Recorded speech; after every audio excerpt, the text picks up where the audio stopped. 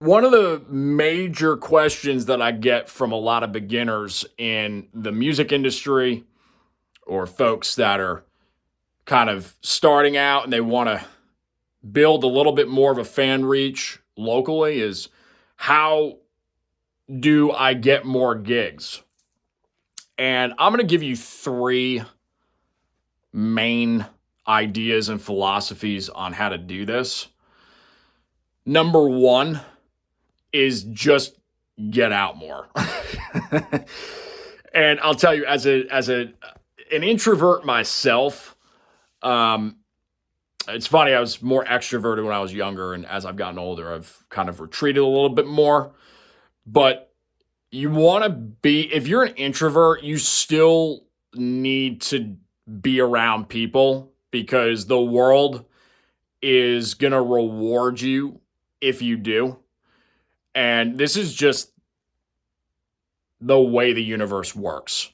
So I can tell you that since I've started the podcast 6 years ago, right when the pandemic hit, I was still networking and I was still creating those networks to collaborate. You've got to get out.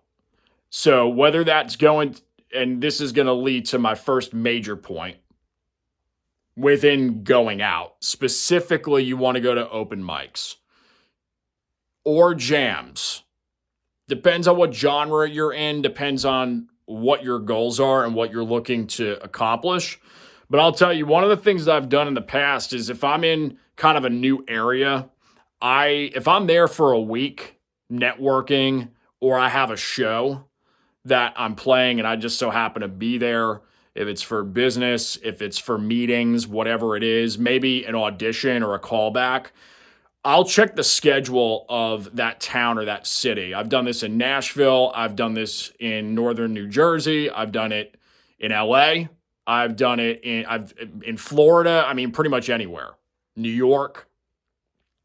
You just Google and see what open mics are happening. And what, for me, blues jams are great. I don't know what genre you're in, but just run the metrics on it, see what's happening, and go out. Just go out, get on the scene. If it's an open mic, you want to get there early enough so you get on the list. Check and see if the list, oftentimes this has been kind of a trend in the last few years where the list will be on the host's website and you have to sign up on the actual website of the venue to get on the list to play. So just keep that in mind. So getting out, hitting a bunch of open mics and jams and networking with those connections that you're going to make and grab as many contacts as you can, provide value, all the stuff, right? Put a good set list together, have a game plan when you go in there, and just be a light. Be a light anywhere you go and just carry that positivity. And, you never know. I can't tell you how many times I've been hired by other artists or other bands I've gotten music production clients out of it. So just being out automatically and being ready to connect and network, you're going to put yourself so much higher up in the game. Number one. Number two, you can obviously, and actually before I go to number two, when you're at these jams and these open mics, it's a complete packaged audition for not really for free because you're going to pay to, have fuel costs to get there and whatever, but at very, very minimum, if not almost no cost to you besides buying a drink. If you don't drink, just buy a seltzer like I do. You can do your audition for the venue and then just chat up with the bar staff or the wait staff or management or the sound guy or whatever. Eventually, if you do a good job and you're a good fit, you're in, So just keep that in mind. So that's number one. Number two is you can send an email, cold, Warm is preferable, or cold, but warm is always preferable. And just connect with venues, have an EPK, do the whole thing.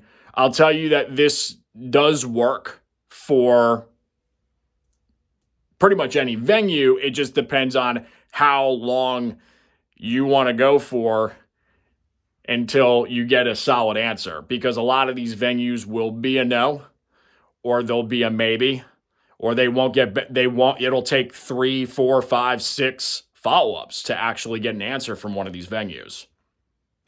So you can go the cold approach. It's classic. I still do it. I do it on a regular basis. I'll probably make another video on this in a more specific explanation of how to do that. I've got a system that I've built over the last few years that's worked fairly well on how to do that and keep up with it. And it's also, you can expand and bring team members on board to help you with that process. And it's all by using one Google Sheets. So I'll probably make another video on that, but that's number 2. And then number 3 is use your warm market that you have already and think a little outside of the box. You've got backyard barbecue parties you can do. You've got birthdays. You've got weddings. You've got, maybe a lot of folks that are in tech. You can do corporate gigs, and they pay well. Anytime you've got a corporate gig or you've got, weddings or birthdays, sometimes that can be really good financially. But if you're just getting started, think of this in terms of you're getting your name out there. So you want to be driving reps in. You want to be driving your audience and your visibility in and getting that word to mouth as positive and as powerful as you possibly can. That's the goal here. You're only going to bring in what your social proof circle sees you as financially. Okay, and then each level, I have my goals that I've accomplished in my career, and I have the goals that I'm still striving for. And this is a rinse and repeat process. So this never ends. But the one thing that stays consistent is the networking. You've got to be plugged in with the right people and constantly being in circles where you're not the best known in the room or the best in the room or a combination of those two. So you've got to keep pushing the envelope with yourself in that regard. So these are just some ideas that will help you in getting more gigs. And again, I'll probably make some more specific videos on how to do this. But this is just kind of a general, broad paint stroke video of how to just get some shows on your calendar. And number 4, little auxiliary thing, is just do your own thing. All right? Busk. Open up the guitar case. There's nothing wrong with putting a smile on somebody's face and just playing out on a street corner. Check your permits, call your sheriff's office, your local sheriff's office, call your city, town council, make a couple of calls to see, hey, this is what I'm looking to do. What can I do here? Call a mall. You could do that. I've done that too in the past. There's all these different ideas. The whole thing now is just be creative. Yeah, you got to play the social media game. For sure. But if you're like me and you got into music to play music live for actual people, just go do it. And the money will come. And things will take care of themselves. And just keep that in mind. Because you never know. I can't tell you how many times I've said yes to things and great things have happened just from saying yes. So always, always, always keep that in mind. Just keep saying yes. And you'll have even better yeses that you can say yes to. And I'll close with this. I had a buddy of mine who I used to play music with years ago. His name was Todd.